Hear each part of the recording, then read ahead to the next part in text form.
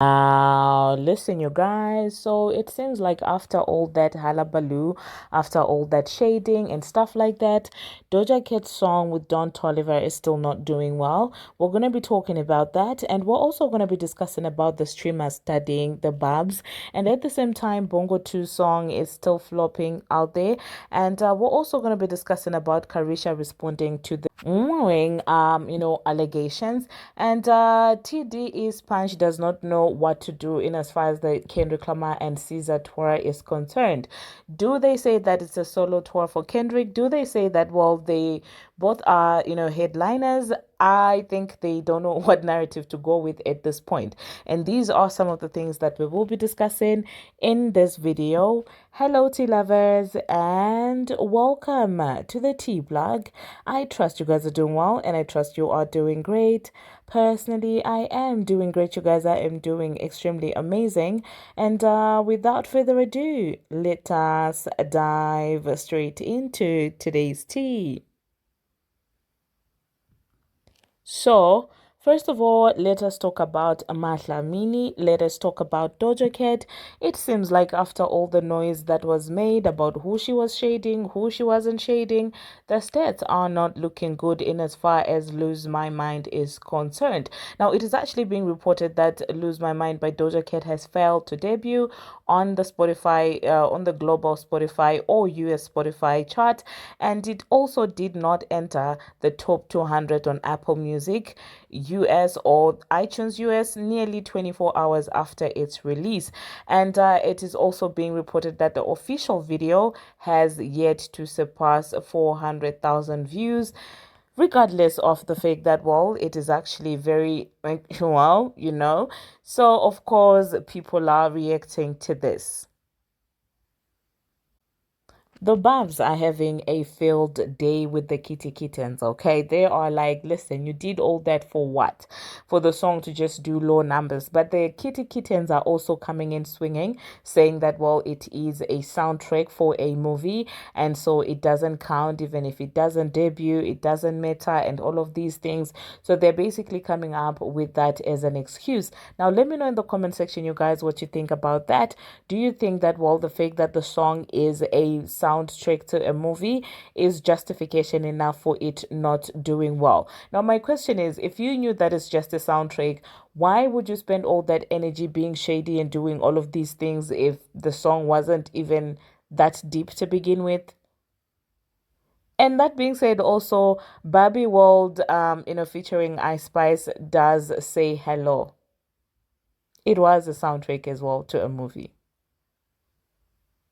But anyway, let us move on to the next thing that we're going to be talking about. We're going to talk about Bongo 2, still talking about flopping. Bongo 2, despite her putting ads on Twitter, like nowadays, whenever I go on Twitter, the next thing that I'm seeing is Megan in white lingerie and an advert that is saying, oh, whenever is out, run it up, hottie, and all of these things. And I'm like, I'm not a hottie, but okay, we heard you. But despite all of those efforts, it seems like the song is still not doing well. It is also being reported that while her song has already exited the top 200 on US Apple Music, okay? And it really is not charting in the top 200 of any major US streaming platforms. So I don't know, you guys. I hope this serves as a reality check for her to see who her actual competition is, and for her to realize that, listen, Nicki is not on your level. Nicki is not who you should be worried about. And it has also given a realization that it seems like everything revolves around Nicki, because even if you throw shade at your bestie, people don't care that much about it. Now, moving on to the next thing that we're going to be talking about. We're going to talk about, still talking about Bongo 2. It seems like the Beehive and Bongo 2 fans are going at it with each other. And I'm so very confused as to what the problem could be, because the last time I checked, the Hotties and the Beehive were sisters. They said, oh, they are homegirls and all of these things. They love each other, their family, and all of the. So I'm surprised as to where the beef is coming from. where the Tory Lane's hashtags are coming from. Like, what is going on with the two of them? I mean, the two of the fan bases. But then again, this is the power of removing yourself from a situation. And I would like to urge you to apply this even in real life. When you do see that people are bonding over you, the best thing that you can do for yourself is to remove yourself from that situation. You don't need to explain yourself to anyone because once they find that, well, you're no longer there to bond over, they will start having to face each other, and now they don't have you to hide behind, and now they cannot play hide and seek with each other. They will just find themselves in a position where they have to deal with their true personalities. The scapegoat is no longer there. So now that Nicki completely removed herself from the situation, no memes, nothing, flopped on your own, you're doing your thing on your own, you've got no option but to then start, bickering amongst yourselves. And I love this. And I want you to apply that in real life. You don't need to explain yourself to anyone. Remove yourself and watch everything come to light. Now, moving on to the next thing that we are going to be talking about, we're going to talk about the streamers, slash rappers that are out here studying the Barbz, even those that have shaded Nicki Minaj unprovoked in the past. What I always tell you is that with the Nicki Minaj haters, majority of them really just do know that they can talk smack and all of these things, but they do desire to have the influence and the power that she has, the fan base that she has, because guess who in 2025 is telling his own fans about the Barbz and is clearly showing that, well, he has studied the Barbz. It is none other than Halle Bailey's baby daddy, streamer slash rapper, DDG. He went on stream and he was telling his fans that, well, this is what the Nicki fans do. This is what the Barbz do. They say you stream like this, you support like this. And I'm just looking at him like, so you guys deep down do know that, well, you want that type of support. And when you don't get it, what's the next best thing to do? All fan bases are, evil. All Barbz are evil. Yet you want people to also, write for you the same way that the Barbz do. I will insert a very short clip of what, DDG said, and then I'll catch you guys after that. Them bars, man. Them bars, they be having whole little itineraries. Hey, buy it like this, stream it like this, had a volume like this, so that like this. I don't give a I want niggas to numbers and be like, this really the one. We gotta move. Well, there you heard that, you guys. There you heard that. Now, moving on to the next thing that we're going to be talking about. We are going to be talking about TDE and Punch and Kendrick Lamar and Caesar. It seems like I don't know the amount of hullabaloo that is actually happening that side, because on one hand they have to push the narrative that Kendrick is this mega superstar, who is outdoing and breaking records and stuff like that. But at the same time, also they also need to keep it real with Caesar because, well, she's also their artist, and the Caesar fans are also waiting on the sidelines to say, so are you now saying that this is a single man tour or is this a joint tour? Like, what are you doing? And today, watching Punch trying to explain this is very hilarious to me. One thing about the algorithm is it is messy, especially on Elon Musk's app. Okay, it's very messy because you will literally see two tweets that are contradicting each other. You will see them following each other, one coming after the other. Like, I just saw a headline that, in my own opinion, looks like it was paid for. That was saying that, well, Kendrick Lamar is the first black male artist to do this and that, to gross 10 million or something like that. And I was like, oh, wow. It seems like this man is truly loved. And underneath that post, I saw somebody, who was out there saying, but, well, you guys are being disrespectful to Caesar because, he is not doing this solo. Caesar is also doing, is also helping out in as far as, the tour is concerned. So this person said, people gotta stop acting like Caesar isn't a war superstar, and this is basically her tour too. Still impressive, but when people start being condescending with it, I gotta come with the facts. Okay. And then this person responded, I guess this is a K-bot, this person that is speaking. They came and said, I gotta come with facts. No one ever denied SZA being a superstar. Like literally no one. She is holding her own weight and I love that for her. However, the facts are this isn't her tour. This is Kendrick Lamar's tour and he brought her onto the tour. Okay? The tour is called the Grand National Tour, which is named after his album. The entire aesthetic is his. The production is his. The main stage attraction is GNX, which is on his album cover. He is incorporating his aesthetic into this. The show opens with a song from his album, and mind you, the his was in capitals, I guess to stress the point. And then this person said, which is on his album cover, he's incorporating his aesthetic into this.